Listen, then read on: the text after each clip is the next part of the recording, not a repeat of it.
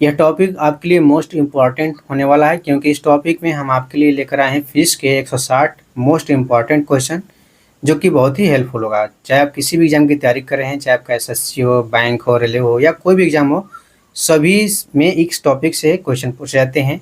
ये आपका फिजिक्स का पार्ट 3 है। इससे पहले मैंने पार्ट 1 और पार्ट 2 की वीडियो कंप्लीट करा दिए हैं। उसको देखने के लिए हमारे चैनल से जुड़ जाएं और प्लेलिस्ट में जाकर आप सारी वीडियो को देख सकते हैं।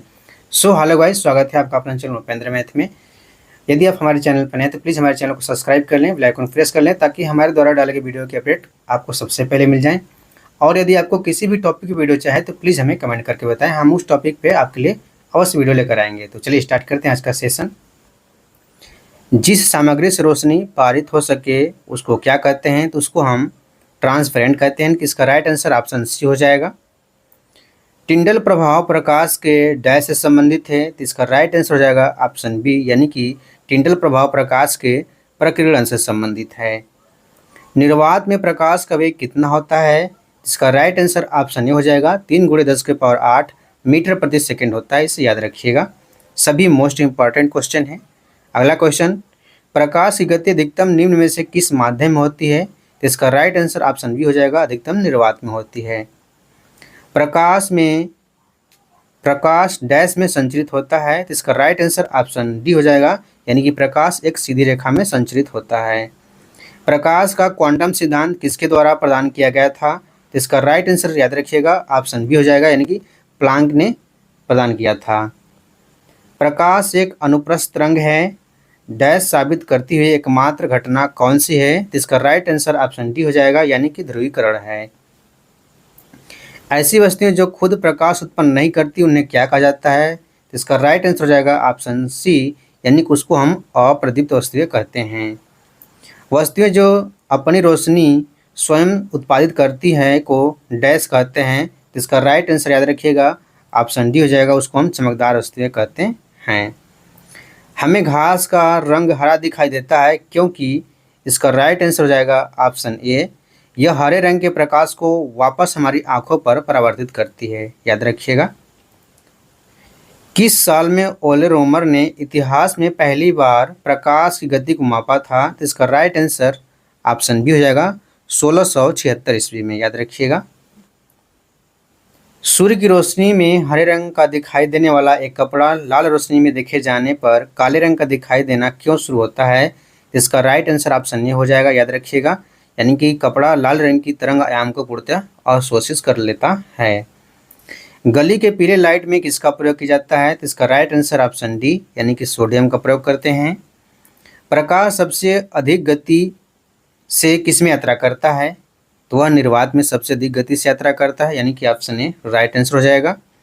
किसी माध्यम की प्रकाश को परावर्तित करने की क्षमता इसके डैश द्वारा व्यक्त किया जाता है, तो इसका राइट आंसर ऑप्शन बी हो जाएगा, प्रकाश के घनत्व द्वारा व्यक्त करते हैं। जब प्रकाश विरल माध्यम से सघन माध्यम में प्रवेश करता है तो डैश होता है, तो क्या होता है? यानी कि इसकी गति कम हो जाती है। जब प्रकाश विरल माध्यम से सघन में प्रवेश करता है तो प्रकाश की गति कम हो जाती है। निम्नलिखित में से किसे प्रकाश के प्रकीर्णन की परिघटना का उपयोग करके नहीं समझाया जा सकता है? तो इसका राइट आंसर ऑप्शन सी हो जाएगा, तारों का टिमटिमाना। लाल रंग का प्रकाश कोहरे या धुएं से डैश प्रकटित होता है क्योंकि इसकी तरंगदैर्ध्य श्वेत प्रकाश के अन्य रंग घटकों की तरंगदैर्ध्य की तुलना में डैश होती है। तो इसका राइट आंसर ऑप्शन सी हो जाएगा, यानी कि लाल रंग का प्रकाश कोहरे या धुएं से सबसे कम प्रकटित होता है क्योंकि इसकी तरंगदैर्ध्य श्वेत रंग के अन्य रंग के घटकों की तरंगदैर्ध्य की तुलना से सबसे अधिक होती है। याद रखिएगा। अगला क्वेश्चन, सूर्य का प्रकाश किसी घने जंगल के बीतान से होकर गुजरता है तो कुहासे में जल की छोटी छोटी बूंदें प्रकाश को डैश करती है और टिंडल प्रवाह दिखाई देता है, तो उसको हम क्या कहते हैं? तो इसका राइट आंसर ऑप्शन बी होगा, यानी कि प्रकीर्णित करती है। ठीक है। अगला क्वेश्चन, सैटेलाइट से ली गई तस्वीरों में आसमान में अंधेरा नजर आता है, ऐसा क्यों होता है? तो इसका राइट आंसर ऑप्शन सी हो जाएगा, प्रकीर्णन नहीं होने के कारण। अंतरिक्ष का रंग काला दिखने का कारण क्या है? इसका राइट आंसर ऑप्शन सी, प्रकाश का प्रकीर्णन नहीं होने के कारण। वायुमंडल की अनुपस्थिति में आकाश का रंग कैसा होगा? इसका राइट आंसर ऑप्शन डी हो जाएगा, काला होगा। डैश के कारण जब प्रकाश किसी माध्यम से निलंबित कणों से होकर गुजरता है तो प्रकाश का कुछ भाग अवशोषित होता है और सभी दिशाओं में उत्सर्जित होता है। इसका राइट आंसर हो जाएगा ऑप्शन ए, प्रकाश के प्रकीर्णन के कारण। गहरे समुद्र में पानी का रंग नीला किसके कारण दिखाई देता है? तो इसका राइट आंसर ऑप्शन हो जाएगा प्रकाश के प्रकीर्णन के कारण। बादलों का रंग सफ़ेद के कारण दिखता है, तो इसका राइट आंसर हो जाएगा ऑप्शन डी, यानी कि प्रकाश के प्रकीर्णन के कारण बादलों का रंग सफ़ेद दिखता है। प्रकाश की एक पुंज की द्रव में तैरते कणों से टकराव के कारण होने वाले प्रकीर्णन से उत्पन्न चमक की प्रक्रिया को कहते हैं, तो उसे हम क्या कहते हैं? उसे हम टिंडल प्रभाव कहते हैं। सूर्य के प्रकाश का प्रकीर्णन किसकी उपस्थिति के कारण होता है? तो वह होता है आपका वायुमंडल की उपस्थिति के कारण। इनमें से कौन सा प्रकाश के प्रकीर्णन का एक उदाहरण है? तो वह है आपका आकाश का नीला रंग होना। जब प्रकाश किसी चमकीली सतह पर आपतित होता है तो डैश परावर्तन घटना घटित होती है, तो इसका राइट आंसर ऑप्शन सी हो जाएगा। उससे हम नियमित परावर्तन कहते हैं। ठीक है, जब चमकीली सतह होती है तो वहाँ पे नियमित परावर्तन होता है। एक समतल दर्पण के लिए छवि होती है, तो कैसी होती है? वह आपका आभासी और पार्श्व उल्टी होती है। अवतल दर्पण के डैश के समानांतर प्रकाश पुंज परावर्तन के बाद मुख्य फोकस से होकर गुजरता है, तो वह आपका राइट आंसर हो जाएगा, यानी कि मुख्य अक्ष से समांतर। उत्तल दर्पण के मुख्य अक्ष के समांतर प्रकाश पुंज डैश होगा, तो इसका राइट आंसर हो जाएगा ऑप्शन सी, वह फोकस पर अभिसरित होता प्रतीत होगा। अवतल दर्पण के सामने डैश रखी वस्तु का अनंत पर एक वास्तविक और उल्टा प्रतिबिंब बनता है, इसका राइट आंसर याद रखिएगा, यानी कि फोकस पर रखने पर। उत्तल दर्पण का मुख्य फोकस स्थित होता है, तो कहाँ होता है? तो वह आपका दर्पण के पीछे होता है। अवतल दर्पण का वक्रता केंद्र डैश स्थित होता है, तो कहाँ होता है? यानी कि दर्पण के सामने होता है। उत्तल दर्पण की फोकस दूरी डैश होती है, तो वह आपका घनात्मक होती है, याद रखिएगा। किसी वस्तु को अवतल दर्पण के वक्रता केंद्र पर रखे जाने से प्रतिबिंब कहाँ बनेगा? तो वह आपका वक्रता केंद्र पर बनेगा। अवतल दर्पण की फोकस दूरी होती है, तो अवतल दर्पण की फोकस दूरी सदैव ऋणात्मक होती है। डैश के बीच की दूरी गोली दर्पण की फोकस दूरी कहलाती है, तो वह आपका हो जाएगा ध्रुव और मुख्य फोकस के बीच की दूरी, यानी कि ऑप्शन सी राइट आंसर हो जाएगा। डैश के बीच की दूरी गोली दर्पण की फोकस दूरी कहलाती है, तो वह आपका फोकस और ध्रुव के बीच की दूरी गोली दर्पण की फोकस दूरी कहलाती है, यानी कि ए इसका सही उत्तर हो जाएगा। वाहन के पार्श्व दर्पण यानी कि पार्श्व दृश्य द्वारा निर्मित प्रतिबिंब की प्रकृति किस प्रकार की होती है? तो वह आपका होता है आभासी और सीधा होता है। उल्टा और बड़ा प्रतिबिंब प्राप्त करने के लिए वस्तु को डैश पर रखा जाना चाहिए, तो कहाँ रखा जाना चाहिए? अवतल दर्पण के वक्रता केंद्र और एफ के बीच में रखना चाहिए। ठीक है, यानी कि ऑप्शन बी राइट आंसर हो जाएगा। किसी गोलाकार दर्पण की फोकस दूरी डैश होती है, तो कैसी होती है? तो इसकी वक्रता त्रिज्या की आधी होती है, याद रखिएगा, यानी कि ऑप्शन सी राइट आंसर हो जाएगा। गोली दर्पण की अवधारणा क्या है? तो गोली दर्पण की अवधारणा देख लेते हैं। प्रकाश का परावर्तन होता है। ठीक है, गोली दर्पण की अवधारणा क्या है? तो वह है आपका प्रकाश का परावर्तन। वाहनों में रियर व्यू विंग मिरर के रूप में किस प्रकार के दर्पणों का उपयोग किया जाता है? तो वह आपका हो जाएगा उत्तल दर्पण का प्रयोग करते हैं। उत्तल दर्पण में प्रतिबिंब छोटा बनता है, इसलिए इसका उपयोग करते हैं। उत्तल दर्पण की फोकल लंबाई डैश होती है, तो कैसी होती है? तो वह आपका घनात्मक होती है। दंत चिकित्सकों द्वारा मरीजों के दांतों के बड़े प्रतिबिंब देखने के लिए किस प्रकार के दर्पण का उपयोग करते हैं? तो वह आपका अवतल दर्पण का उपयोग करते हैं। निम्न में से कौन सा वस्तु से बड़ा आभासी प्रतिबिंब निर्मित कर सकता है? तो वह आपका हो जाएगा अवतल दर्पण। वाहनों के हेडलाइट में प्रयुक्त दर्पण कौन सा होता है? तो वह आपका होता है अवतल दर्पण होता है। निम्न में से किसमें अवतल दर्पण का उपयोग नहीं होता है? तो वह आपका पार्श्वदर्शी दर्पण में नहीं होता है। बाकी सर्च लाइट में होता है, सौर भट्टी में होता है और गाड़ी की हेडलाइट में भी होता है अवतल दर्पण का उपयोग। आवर्धक शीशा होता है तो वह आपका होता है उत्तल लेंस होता है। श्वेत प्रकाश का वह घटक जिसका अपवर्तनांक अधिकतम होता है वह डैश रंग होता है तो वह आपका बैगनी होता है। जब हम पानी से भरे स्विमिंग पूल के फर्श को देखते हैं तो ऐसा प्रतीत होता है कि वह इसकी डैश है, तो क्या है? तो वास्तविक गहराई से कम दिखाई देता है। जब प्रकाश किरण सघन माध्यम से विरल माध्यम प्रवेश करती है तो डैश क्या होता है? तो वह आपका होता है कि वह अवलंब से दूर झुक जाती है। कब? जब प्रकाश किरण सघन माध्यम से विरल माध्यम में प्रवेश करती है, यानी कि ऑप्शन सी राइट आंसर हो जाएगा। जब प्रकाश जल से होते हुए हवा में प्रवेश करती है तो उसकी डैश बदल जाती है। तो क्या बदल जाती है? तो उसकी चाल बदल जाती है।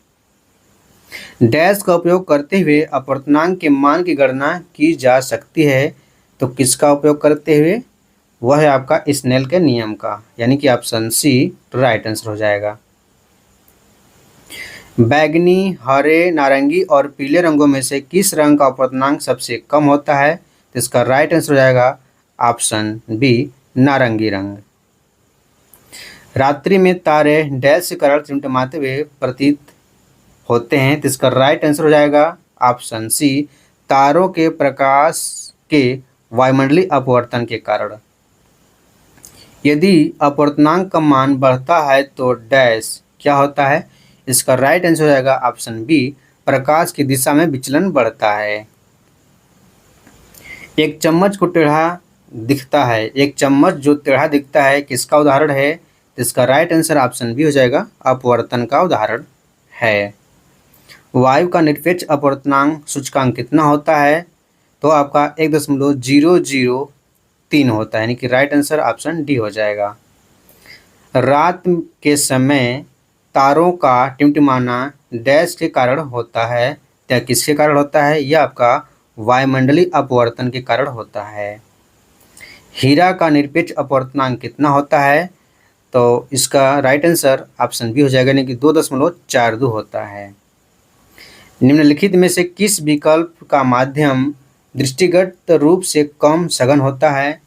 तो वह होता है आपका हवा का माध्यम, यानी कि सबसे कम सघन होता है। ठीक है।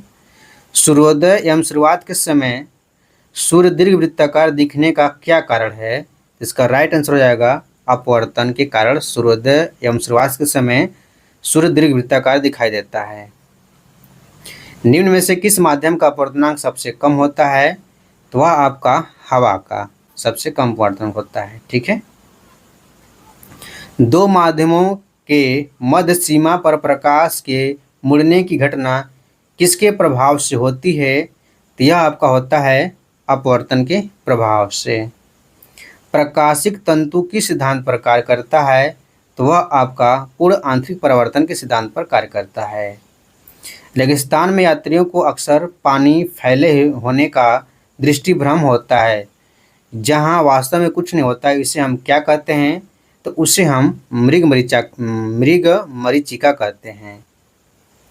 एक लेंस के दो फोकस को मिलाने वाली रेखा डैश कहलाती है, तो क्या कहलाती है? वह मुख्य अक्ष कहलाती है। वह लेंस जो बीच में पतला और परिधि के पास मोटा होता है डैश कहलाता है, तो उसे हम क्या कहते हैं? उसे हम अवतल लेंस कहते हैं। ठीक है। जो बीच में आपका पतला होता है और परिधि के पास मोटा होता है। किसी वस्तु के निकट दृष्टि दोष को सुधारने हेतु किस लेंस का उपयोग किया जाता है? तो उसमें हम अपसारी लेंस का उपयोग करते हैं। ठीक है, अपसारी लेंस जिसे हम अवतल लेंस कहते हैं। ठीक है, डैश लेंस का उपयोग निकट दृष्टि दोष से पीड़ित लोगों द्वारा किया जाता है। तो कौन सा लेंस है? वह आपका अवतल लेंस है। एक विकार जिसमें एक व्यक्ति दूर की वस्तु को स्पष्ट रूप से नहीं देख सकता है, उसे क्या कहा जाता है? तो उसे हम मायोपिया कहते हैं, यानी कि निकट दृष्टि दोष कहते हैं। हाइपरमेट्रोपिया में पीड़ित लोगों द्वारा डैश लेंस का उपयोग किया जाता है। इसमें हम उत्तल लेंस का उपयोग करते हैं। ठीक है, यानी कि दूरदृष्टि दोष से पीड़ित व्यक्ति में उत्तल लेंस का उपयोग करते हैं। निकट दृष्टि दोष को डैश भी कहा जाता है, तो उसे हम क्या कहते हैं? उसे हम मायोपिया कहते हैं। दो फोकस दूरियों वाले लेंस का उपयोग डैश से पीड़ित व्यक्तियों द्वारा किया जाता है, तो वह आपका मायोपिया और हाइपरमेट्रोपिया से पीड़ित व्यक्तियों द्वारा किया जाता है। मानव आँख में मौजूद डैश अंडाकार स्थान सर्वोत्तम दृष्टि क्षेत्र होता है, तो वह आपका होता है पीला वाला भाग, याद रखिएगा। अगला क्वेश्चन है, प्रकाश आँख में डैश में प्रवेश करता है, तो आपका कार्निया में प्रवेश करता है। त्रिकोणीय प्रिज्म के माध्यम से प्रकाश के वर्ण विक्षेपण के दौरान श्वेत प्रकाश डैश रंगों की पट्टियों में विभाजित हो जाता है, तो इसका राइट आंसर हो जाएगा 7 रंग की पट्टियों में। सूर्य के प्रकाश का इंद्रधनुष के विभिन्न रंगों में विभक्त होना क्या कहलाता है? तो वह आपका प्रकाश का वर्ण विक्षेपण कहलाता है। प्रिज्म द्वारा इनमें से किस रंग की प्रकाश किरण का विचलन अधिकतम होता है? तो वह आपका बैंगनी रंग होता है। जब श्वेत प्रकाश की पतली किरण को प्रिज्म से गुजारा जाता है तो प्रकाश डैश यानी कि क्या होता है? तो इसका राइट आंसर यानी कि वर्ण विक्षेपण होता है, यानी कि ऑप्शन डी राइट आंसर हो जाएगा। डैश रंग का विचलन कोण सबसे कम होता है, तो किसका विचलन कोण सबसे कम होता है? तो लाल रंग का विचलन कोण सबसे कम होता है। सूरज की रोशनी को उसके घटक रंगों में कौन विभाजित कर सकता है? तो वह आपका प्रिज्म विभाजित कर सकता है। विद्युत चुम्बकीय प्रेरण क्या है? तो वह आपका ए यानी कि कॉइल और चुंबकीय क्षेत्र के बीच सापेक्ष गति के कारण विद्युत धारा का उत्पादन विद्युत चुम्बकीय प्रेरण कहलाता है। इनमें से कौन सी धातुओं का उपयोग विद्युत तार बनाने के लिए किया जाता है? तो वह आपका है तांबा का। दो चालक समान दिशा में धारा ले जाने पर क्या होता है? तो उसमें आपका चालक एक दूसरे को आकर्षित करेंगे। ठीक है, जब विपरीत दिशा में होगा तो प्रतिकर्षित करेंगे। निम्नलिखित में से कौन सा प्रभाव विद्युत के कारण नहीं होता? इसका राइट आंसर हो जाएगा ऑप्शन डी संकुचन प्रभाव। ठीक है, चुंबकीय प्रभाव होता है, ऊष्मीय प्रभाव होता है, रासायनिक प्रभाव भी होता है, लेकिन संकुचन प्रभाव नहीं होता है। किसी आवेश का विद्युत क्षेत्र बल क्या होता है? तो आपका दूरी के वर्ग के साथ घटता है। डैश श्रेणी परिपथ का एक उदाहरण है, तो क्या है? वह आपका सजावटी लाइटें हैं जो श्रेणी परिपथ में जोड़ा जाता है। एक फ्यूज का कार्य सिद्धांत होता है, तो वह आपका विद्युत धारा द्वारा ऊष्मीय प्रभाव के सिद्धांत पर कार्य करता है। विद्युत परिपथों में विद्युत धारा के प्रवाह के कारण डैश के रूप में हानियाँ होती हैं, तो किस रूप में हानियाँ होती हैं? तो वह आपका ऊष्मा के रूप में हानियाँ होती हैं। एक लघु परिपथ में धारा क्या होती है? तो लघु परिपथ में धारा आपका अत्यधिक तेजी से बढ़ती है। श्रेणी संयोजन में प्रत्येक प्रतिरोध से गुजरने वाली धारा डैश है, तो इसका राइट आंसर हो जाएगा सभी प्रतिरोधों में बराबर होती है, यानी कि ऑप्शन डी राइट आंसर हो जाएगा। फ्यूज के रूप में प्रयुक्त तंतु से अत्यधिक धारा प्रवाहित होने पर वह क्या होता है? तो वह आपका गल जाता है। विद्युत परिपथ में डैश की गति से विद्युत धारा बनती है, तो किसकी गति से विद्युत धारा बनती है? तो वह आपका इलेक्ट्रॉन की गति से बनती है। विद्युत परिपथ यानी कि कनेक्शन कितने प्रकार के होते हैं? तो वह आपका होता है 2 प्रकार के। ठीक है, कौन कौन से? समांतर और श्रेणी, याद रखिएगा। विद्युत धारा एक सतत और बंद मार्ग क्या कहलाता है? तो वह आपका क्या कहलाता है? विद्युत परिपथ कहलाता है, यानी कि ऑप्शन बी इसका राइट आंसर हो जाएगा। ऐसे वायर जो घरों में बिजली संचारित करते हैं उसमें डैश कोटिंग होती है, तो किसकी होती है? पॉलीविनाइल क्लोराइड की होती है। ऑप्शन ए राइट आंसर हो जाएगा। विद्युत परिपथ में बैटरी का उपयोग क्यों किया जाता है? तो हम विभवांतर उत्पन्न करने के लिए करते हैं। इनमें से कौन सा परिपथ का एक क्रियाशील घटक है? तो वह आपका है ट्रांजिस्टर का परिपथ जो क्रियाशील घटक है। डैश परिपथ में विद्युत प्रवाहित होने का केवल एक मार्ग होता है, तो वह आपका है श्रेणी परिपथ, यानी कि ऑप्शन आपका सी राइट आंसर हो जाएगा। अगला क्वेश्चन है, विभिन्न विद्युत परिपथ में सुरक्षा उपकरणों में से विद्युत धारा के तापीय प्रभाव पर आधारित उपकरण क्या कहलाता है? तो इसका राइट आंसर हो जाएगा ऑप्शन ए फ्यूज कहलाता है। एसी और डीसी किसके रूप होते हैं? तो एसी और डीसी धारा के प्रवाह के लिए उपयोग किया जाता है। अगला क्वेश्चन है, विद्युत धारा प्रवाह को सुचालक के प्रतिरोध से संबद्ध करने वाले नियम को क्या कहते हैं? तो उसको हम जूल का नियम कहते हैं, यानी कि सी राइट आंसर हो जाएगा।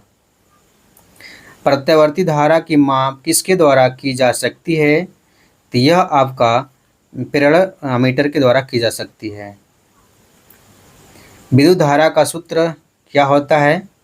तो वह आपका होता है आवेश बटा के समय होता है, यानी कि ऑप्शन ए राइट आंसर हो जाएगा। Q/T याद रखिएगा, आवेश बटा के समय। विद्युत धारा डैश का प्रवाह है, तो विद्युत धारा किसका प्रवाह है? तो वह आपका आवेश का प्रवाह है, यानी कि ऑप्शन बी राइट आंसर हो जाएगा। किसी चालक के लिए वोल्टेज धारा ग्राफ की आकृति डैश होती है, तो कैसी होती है? तो वह आपका रैखिक होती है, यानी कि ऑप्शन ए राइट आंसर हो जाएगा। यदि V बटा के I का मान नियतांक है तो उसे हम क्या कहते हैं? उसको हम प्रतिरोध कहते हैं। ठीक है। किसी विद्युत सर्किट में दो बिंदुओं के मध्य एक इकाई आवेश के स्थानांतरण में हुआ कार्य डैश कहलाता है, तो क्या कहलाता है? तो आपका विभवांतर कहलाता है। ठीक है। इनमें से कौन सा विभवांतर के समानुपाती होता है? तो कौन होता है? धारा विभवांतर के समानुपाती होता है। निम्न में से कौन सी धातु विद्युत की बेहतर सुचालक है? तो कौन सी है? आपका चांदी विद्युत की बेहतर सुचालक है। निम्न में से कौन सा विद्युत का सुचालक है? तो कौन है? वह आपका तांबा है। ठीक है। अगला क्वेश्चन, डैश के अलावा अधातु विद्युत की कुचालक होती हैं, तो कौन है? वह आपका ग्रेफाइट के अलावा जो अधातु विद्युत की कुचालक होती हैं। निम्न में से कौन सा घोल बिजली का चालक नहीं है? तो वह आपका क्या है? ग्लूकोज का घोल बिजली का चालक नहीं है। बाकी सोडियम हाइड्रोक्साइड चालक हैं, एसिडिक एसिड घोल चालक हैं और हाइड्रोक्लोरिक एसिड भी चालक होता है विद्युत का। विभवांतर और धारा के बीच संबंध की खोज किसने की थी? तो वह आपका ओम ने किया था। कौन सा नियम एक चालक में संभावित अंतर प्रवाह के बीच संबंधों को बताता है? तो वह आपका है ओम का नियम। ओम का नियम डैश और डैश के बीच संबंध का वर्णन करता है, तो वह आपका विभवांतर और विद्युत धारा के बीच संबंध का वर्णन करता है, यानी कि ऑप्शन सी राइट आंसर हो जाएगा। किसी चालक के प्रतिरोध पर उसके डैश का कोई प्रभाव नहीं पड़ता, तो किसका नहीं पड़ता है? आकृति पर आकृति का कोई प्रभाव नहीं पड़ता है। ठीक है। बल्कि उसका तापमान का प्रभाव पड़ता है, मोटाई का प्रभाव पड़ता है, लंबाई पर प्रभाव पड़ता है। ठीक है। निम्नलिखित में से कौन सी राशि किसी दिए गए धातु के तार की वैद्युत प्रयोक्ता को प्रभावित करती है? तो वह है आपका तार के पदार्थ की प्रकृति, यानी कि ऑप्शन ए राइट आंसर हो जाएगा। किसी चालक का प्रतिरोध डैश होता है, किसके अनुक्रमानुपाती होता है? तो वह आपका चालक की लंबाई के अनुक्रमानुपाती होता है। प्रतिरोधों को समांतर क्रम संयोजन में संयोजित करने पर परिणामी प्रतिरोध डैश होता है, तो क्या होता है? तो सबसे कम प्रतिरोध से भी कम होता है। एक चालक का प्रतिरोध ताप में परिवर्तन से लगभग अप्रभावित रहता है। यह चालक डैश का बना होता है, किसका बना होता है? तो वह मैग्नीन का बना होता है। किसी पदार्थ की प्रयोक्ता डैश पर निर्भर करती है, तो किस पर निर्भर करती है? वह तापमान पर निर्भर करती है। ठीक है। व्हीट स्टोन ब्रिज का उपयोग किसके मापन में किया जाता है? तो वह आपका प्रतिरोध मानों के मापने में किया जाता है।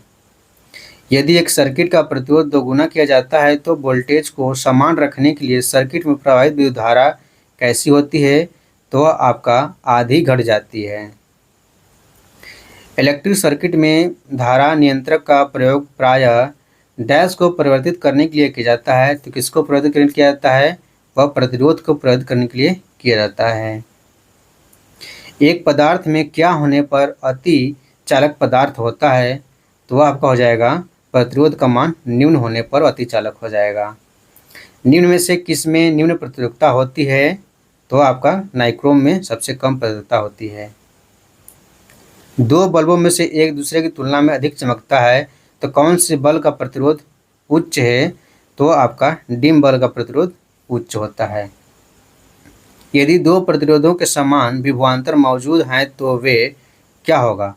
तो आपका समानांतर में जुड़े होंगे। ठीक है, याद रखिएगा। अगला क्वेश्चन, निम्नलिखित में से कौन सा घटक एक चालक के प्रतिरोध को प्रभावित नहीं करता है? तो आपका हो जाएगा दबाव। चालक के प्रतिरोध को प्रभावित नहीं करता है। प्रतिरोध के व्युत्क्रम को क्या कहते हैं? प्रतिरोधकता के व्युत्क्रम को क्या कहते हैं? तो उसे हम चालकता कहते हैं। याद रखिएगा। किसी विद्युत परिपथ में उत्पन्न ऊष्मा डैश के अनुक्रमानुपाती होती है तो वह आपका हो जाएगा धारा के स्क्वायर के अनुक्रमानुपाती होती है। ठीक है, ऑप्शन बी राइट आंसर हो जाएगा। सौर पैनल में डैश ऊर्जा में रूपांतरित हो जाती है तो वह आपका है ऊष्मीय ऊर्जा प्रकाशीय ऊर्जा में रूपांतरित हो जाती है। यानी कि ऑप्शन ए इसका राइट आंसर हो जाएगा। ठीक है, याद रखिएगा। सौर ऊर्जा में जो सौर पैनल है उसमें आपका सौर ऊर्जा विद्युत ऊर्जा में रूपांतरित हो जाता है। यानी कि ऑप्शन बी राइट आंसर हो जाएगा। याद रखिएगा। निम्न में से किस प्रक्रिया के द्वारा किसी कुंडली में विद्युत ऊर्जा उत्पन्न की जा सकती है? तो वह है आपका ऑप्शन बी कुंडली और चुंबक की सापेक्ष गति के द्वारा। किसी विद्युत परिपथ में विद्युत ऊर्जा के क्षय होने की दर डैश कहलाती है तो वह आपका हो जाएगा विद्युत शक्ति कहलाती है। यानी कि ऑप्शन बी राइट आंसर हो जाएगा। विद्युत ऊर्जा की वाणिज्यिक इकाई डैश है तो क्या है? किलोवाट घंटा है। ठीक है, जो वाणिज्यिक इकाई है किलोवाट घंटा है। विद्युत जनरेटर में विद्युत उत्पन्न करने हेतु चालक डैश क्षेत्र में घुमाने के लिए डैश ऊर्जा प्रयुक्त किया जाता है तो वह आपका है यानी कि चुंबकीय क्षेत्र में घुमाने पर यांत्रिक ऊर्जा प्रयुक्त किया जाता है। यानी कि ऑप्शन सी राइट आंसर हो जाएगा। बल्ब का फिलामेंट डैश गलनांक वाली डैश धातु से बना होता है तो बल्ब का फिलामेंट उच्च गलनांक वाली प्रबल धातु से बना होता है। ठीक है। रासायनिक ऊर्जा को विद्युत ऊर्जा में परिवर्तित करने वाले उपकरण को डैश कहा जाता है, उसे हम वोल्टी सेल कहते हैं। विद्युत मोटर डैश के सिद्धांत पर कार्य करता है, यह डैश ऊर्जा को ऊर्जा में रूपांतरित करता है। इसका राइट आंसर हो जाएगा ऑप्शन सी, यानी कि फ्लेमिंग के बाएं हाथ के नियम पर कार्य करता है और विद्युत ऊर्जा को यांत्रिक ऊर्जा में बदलता है। यानी कि ऑप्शन सी राइट आंसर हो जाएगा। विद्युत मोटर में डैश द्विक परिवर्तक और बैटरी के टर्मिनलों के बीच संपर्क के रूप में कार्य करता है तो है आपका carbon brush. Option B right answer हो जाएगा। डैश यांत्रिक ऊर्जा को विद्युत ऊर्जा में परिवर्तित करने वाला उपकरण क्या कहलाता है? तो वह आपका हो जाएगा विद्युत डायनमो, जो कि यांत्रिक ऊर्जा को विद्युत ऊर्जा में परिवर्तित करने वाला उपकरण है। यानी कि द्विक परिवर्तक का उपयोग डैश की कुंडली में धारा की दिशा बदलने के लिए किया जाता है तो वह है आपका डीसी मोटर और डीसी जनरेटर में इसका उपयोग किया जाता है। किसका? कम्यूटेटर का। विद्युत मोटर का कौन सा भाग उसमें प्रवाहित धारा के प्रवाह की दिशा को उलट देता है?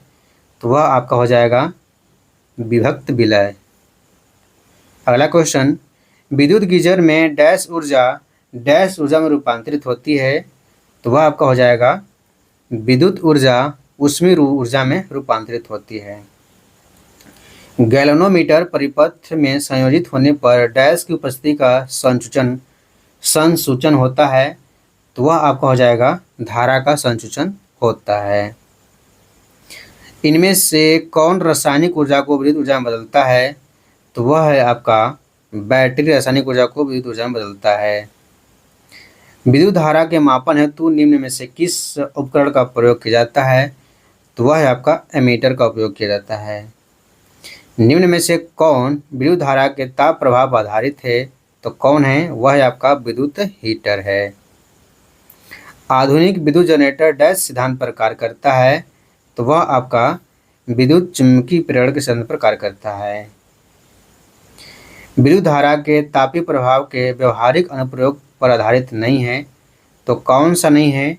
तो वह आपका है इलेक्ट्रिक घंटी विद्युत धारा के तापीय प्रभाव पर व्यवहारिक अनुप्रयोग पर आधारित नहीं है। विद्युत स्विचों को किसमें लगाया जाता है? तो विद्युत स्विचों को लाइव तार में लगाया जाता है। विद्युत धारा को मापने के लिए किस उपकरण का उपयोग किया जाता है? तो उसमें हम एमीटर का उपयोग करते हैं। पावर ट्रांसफार्मर की कार्यप्रणाली का सिद्धांत किस पर आधारित होता है? तो वह आपका होता है फैराडे का नियम पर आधारित होता है। एक परिणामित का कोर पटलित क्यों करते हैं? तो उसको हम भंवर धारा हानि को कम करने के लिए करते हैं।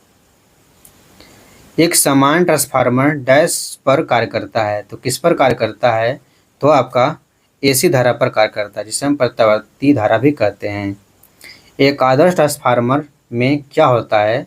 तो आदर्श ट्रांसफार्मर में कुंडलों में प्रतिरोध नहीं होता है, क्रोड में किसी प्रकार की हानि नहीं होती है और क्रोड के अनंत पारगम्य होती है, जिसकी चुंबकशीलता होती है, यानी कि ये सभी गुण होते हैं। आज का हमारा लास्ट क्वेश्चन है, ट्रांसफार्मर डैश को रूपांतरित करता है, तो वह धारा एवं वोल्टेज को रूपांतरित करता है। तो दोस्तों आज का हमारा क्वेश्चन कंप्लीट हुआ। यदि यह वीडियो आपको पसंद आया तो प्लीज़ वीडियो को लाइक और शेयर जरूर करें और अपने दोस्तों को बताएं ताकि वो भी इस वीडियो का लाभ ले सके। और हमें कमेंट करके बताएं, यदि आपको किसी टॉपिक पे वीडियो चाहिए तो हमें ज़रूर कमेंट कर बताएं, हम उस टॉपिक पर आपके लिए अवश्य वीडियो लेकर आएंगे। तो आज के लिए धन्यवाद, अब मिलते हैं नेक्स्ट वीडियो में।